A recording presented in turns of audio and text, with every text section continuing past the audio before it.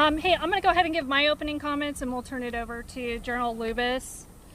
Good afternoon, ladies and gentlemen. My name is Lieutenant Colonel Angel Tomko. That's spelled A-N-G-E-L. Last name is Tomko, T-O-M-K-O. And I'm the spokesperson for the 3rd Infantry Division.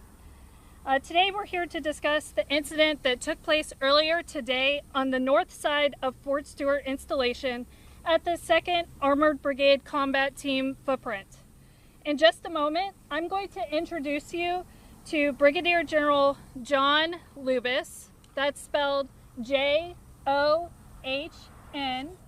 Lubis, L-U-B-A-S.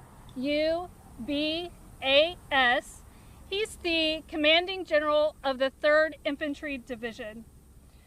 Brigadier General Lubis will make a statement regarding the incident and take a few brief questions. Before we begin, however, I'd like to go over just a couple things with you.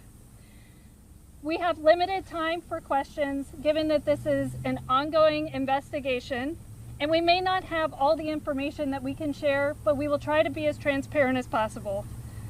We will not release the name of any victims until the next of kin notification has been complete.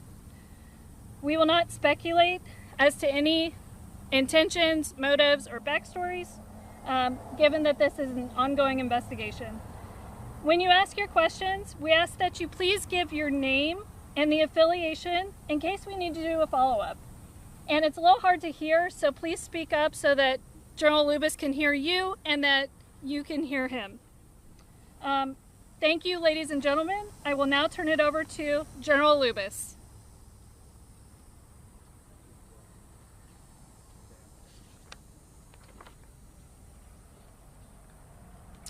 Good afternoon, ladies and gentlemen, and thank you for joining us. This morning, shortly before 11 o'clock, an active duty soldier assigned to Fort Stewart, Georgia, shot and wounded 5 of his fellow soldiers here on Fort Stewart.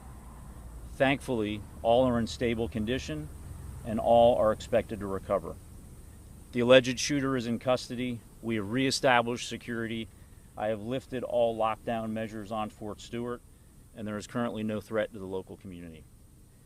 I'd like to recognize and thank our Army law enforcement and medical personnel and our partners from local, state, and federal law enforcement and emergency services for their quick response and support. I would also like to thank the brave soldiers who immediately intervened and subdued the shooter. These soldiers, without a doubt, prevented further casualties. Our wounded soldiers were initially evacuated to Wynn Army Community Hospital right here on Fort Stewart. All arrived in stable condition, and 3 of the 5 required surgical intervention. 2 have been transported to Memorial Hospital in Savannah, Georgia for additional care. We have identified the alleged shooter as Sergeant Cornelius Radford, an automated logistics sergeant assigned to 2nd Brigade Combat Team. Sergeant Radford has not previously deployed to combat. Sergeant Radford has been interviewed by the Army Criminal Investigation Division and is currently in pretrial confinement, awaiting a charging decision by the Office of the Special Trial Counsel. Right now, our primary focus is first on caring for our injured soldiers and their families, and also supporting the soldiers of the Spartan Brigade. All of the families of the victims have been notified, and we're wrapping our arms around them and ensuring we provide them all the support that we can. Before I take questions, I want to remind you that this is an ongoing investigation, and we're still gathering questions. And ladies and gentlemen, I'll now take your questions. General Lewis will be in Coastal News. Can you give us what unit he was assigned to and how long he served in the Army? If you didn't mention that. Yeah, he is assigned to one of our sustainment units here in 2nd Brigade Combat Team at Fort Stewart, and I will have to confirm how long he served with us. Yes, sir. Russ Bynum with the Associated Press. As best you can, knowing it's still early, can you walk us through where this happened, what happened in the shooting, and were the victims subordinates to the sergeants, or were they people over him in rank? Yeah, right now it's premature, and we're gathering a lot of the information. What we know is this soldier, the shooting occurred at the soldier's place of work. It did involve his co-workers. We're still not certain about the motivations, but again, he's been interviewed by Army investigators, and we believe we'll gain more information here shortly. Yes, ma'am.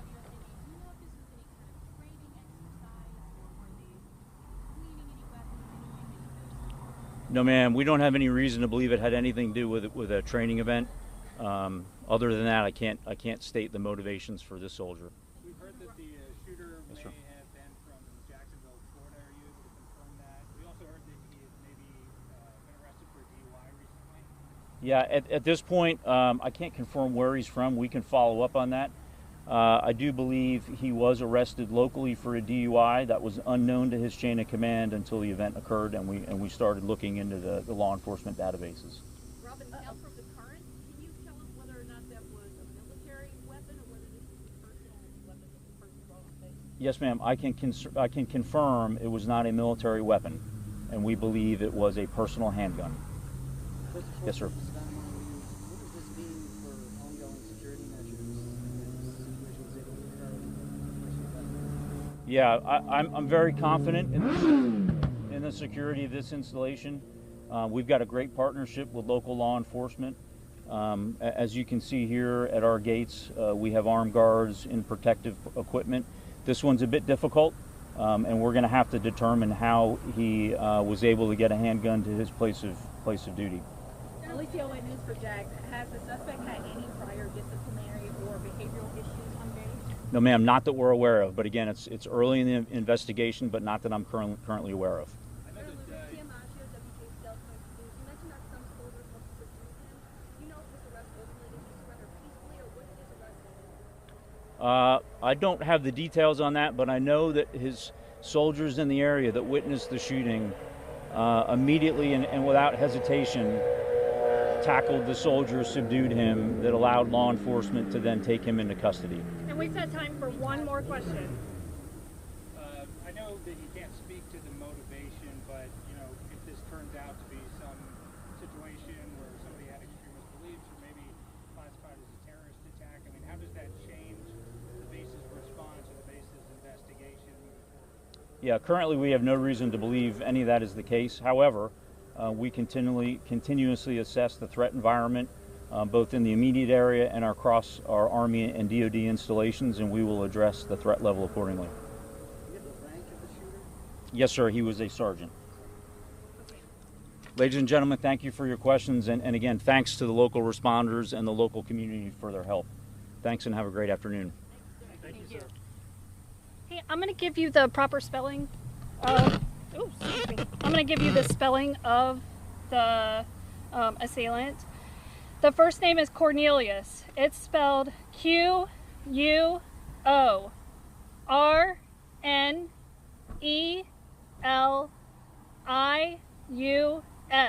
Last name is Radford. R-A-D-F-O-R-D.